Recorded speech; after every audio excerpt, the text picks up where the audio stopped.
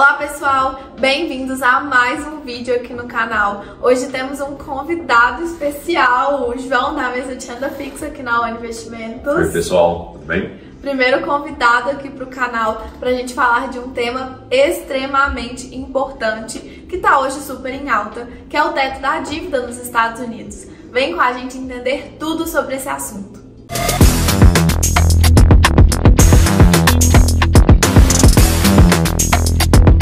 Bom, antes de tudo, vamos entender o que é o teto da dívida, né? Quando a gente fala aí, o país tem um teto, o que significa isso? Quando a gente tem, né, como pessoas físicas mesmo, um orçamento, que é aquilo que a gente pode gastar, a gente tem um máximo ali que a gente pode gastar, para que a gente não tenha ali problemas, né, com o nosso orçamento. E o país não é diferente, o país ele emite dívidas para financiar ali os seus gastos, porém ele tem o máximo que ele pode gastar, né? Porque senão ele vai gastar ali desenfreadamente e vai virar uma bola de neve ali, um problema muito grande. Então, os Estados Unidos têm ali o máximo que ele pode gastar, né? E ele emite as suas dívidas através de títulos, onde a gente consegue investir nesses títulos, né? A gente empresta dinheiro para o país, ele nos paga uma taxa de juros por isso e ele tem ali a dívida conosco, né? Então essa dívida que o país tem, que a gente fala, ela é distribuída ali através de títulos de renda fixa, onde a gente está ali emprestando nosso dinheiro, porém ele tem um máximo de títulos que ele pode emitir no mercado. E ele já atingiu ali esse máximo, né, João, de títulos que ele pode emitir, porém ele está precisando ali ainda de mais dinheiro para financiar os seus gastos, né? E aí agora tem esse impasse aí de o que eles vão fazer para aumentar esse teto, né, sem deixar ali o país em dificuldades. Então, antes disso, até do João falar aqui entre esse impasse que a gente está tendo entre republicanos, democratas, né, para que eles consigam chegar em um acordo, a gente tem algumas questões aí, né? Os Estados Unidos hoje é a maior economia do mundo, então por isso que a gente fala que investir na dívida americana, né? Você está investindo ali em ativos livres de risco, porque você está investindo ali em um país que tem uma dívida, né, que é teoricamente segura de você estar ali emprestando o seu dinheiro. Porém, quando a gente vê um cenário desses, onde o país tem ali uma dívida gigantesca, né, impagável, que a gente até tá falando aqui agora, né, tem essa questão de ter que extrapolar o teto da dívida, então é a maior economia do mundo. Porém, quando a gente vê todas essas questões, talvez não seja a mais segura, entre aspas, de fato falando, né, porque a gente tem que olhar aí essas questões, então acaba trazendo também mais volatilidade para os outros ativos. Então, tudo isso que está acontecendo traz uma volatilidade para ativos de renda variável, até ativos mesmo de renda fixa lá, né? Porque o pessoal fica ali confuso sem entender qual é o risco que eles estão correndo ao emprestar dinheiro ali para os Estados Unidos. Será que eles vão dar calote? Será que eles vão me pagar? Será que não vão? Então, assim, é um ponto extremamente importante para a gente avaliar. Então, João, conta um pouquinho aí pra gente sobre esse impasse entre republicanos, democratas, o que está acontecendo. Maravilha. Bom, para a gente entender também um pouco essa dinâmica do endividamento, só recapitulando aqui, essa dinâmica acontece desde 1917 nos Estados Unidos, foi passada ali a dinâmica da Primeira Guerra Mundial e servia de fato como um limitador para o endividamento do Estado norte-americano. Isso veio paulatinamente cada vez sendo aumentado esse nível de endividamento, e a gente chegou no atual patamar de mais de 31 trilhões de dólares. Uau, muita coisa. Muita coisa. Como você bem disse, é uma dívida impagável, digamos assim. Basta lembrar que o PIB nominal hoje dos Estados Unidos gira em torno de 24 trilhões de dólares. Então é uma dívida bem superior que o PIB dos Estados Unidos. Por isso, desse ponto ser tão delicado e tão sensível na política norte-americana.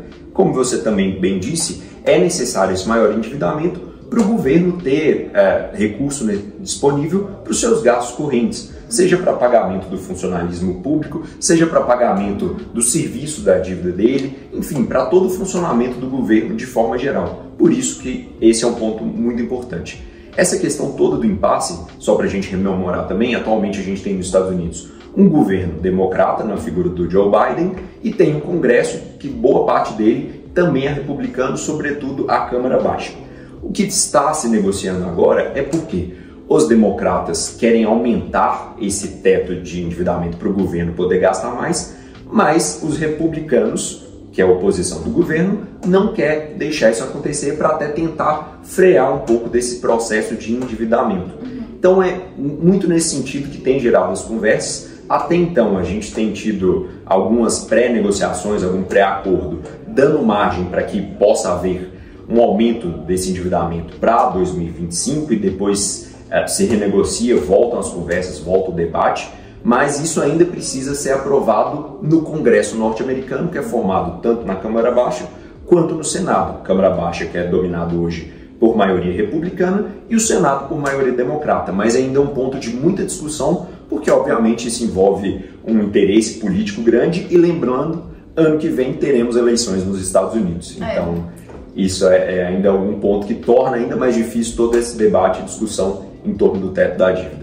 Legal, e tem outro ponto que, quando a gente até fala de tudo isso que está acontecendo, né, desde a pandemia, que os países vêm gastando muito mais, de fato, aí, por conta, né, de tudo que aconteceu, para realmente reerguer aí todas as dificuldades que os países passaram durante esse período que a gente ficou aí com a economia quase que parada. Os Estados Unidos teve até uma reavaliação de rating por algumas casas de risco, justamente por conta disso, né, está gastando muito mais, consequentemente o risco está aumentando. Então o país aí que é a maior economia do mundo, tinha um rating AAA, agora está com algumas casas de risco, por exemplo, com um rating de AA+.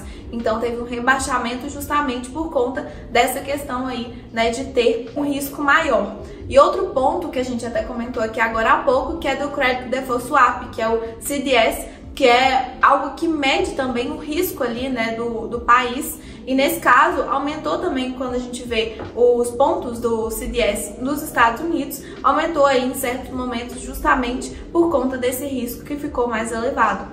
Então, assim, traz volatilidade para os mercados, traz volatilidade para a renda variável, para os títulos de renda fixa e também esses outros pontos como o CDS, o rating do país, eles vão movimentando aí de acordo com essas negociações, né? A gente tem que ver o que vai acontecer para ver como que vai ficar aí o país no final das contas, né? Como vai ficar essa dívida. Exatamente, isso é uma preocupação grande para os mercados em geral, uma vez que a economia norte-americana é a maior do mundo. Então qualquer movimento ou repercussão nas variáveis que tem lá vai acabar impactando os demais países do mundo. Essa dinâmica que você colocou, Amanda, achei até interessante retomar para o pessoal, do que é o rating, do que é o CDS. O rating é basicamente a avaliação de crédito de um determinado emissor, no caso a avaliação de crédito dos Estados Unidos. Como o país está com um nível de endividamento muito mais alto, acaba que essa avaliação se deteriora um pouco. Da mesma forma, o Credit Default Swap, que você muito bem mencionou, é como se fosse um seguro contra o calote da dívida dos Estados Unidos.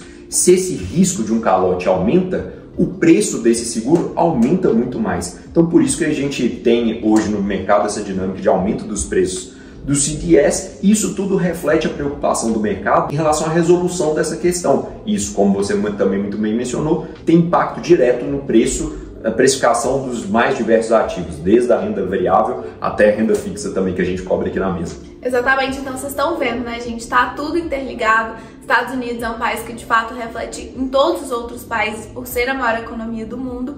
Então tem muita coisa acontecendo e a gente tem que ficar bem atentos para entender qual será esse acordo. Importante mencionar também que, como a Janet Yellen colocou, a data limite para que haja esse dia caótico, o dia X que eles estão chamando, seria no dia 1º de junho. A gente está gravando esse vídeo no dia 31 de maio, então, ou seja, amanhã.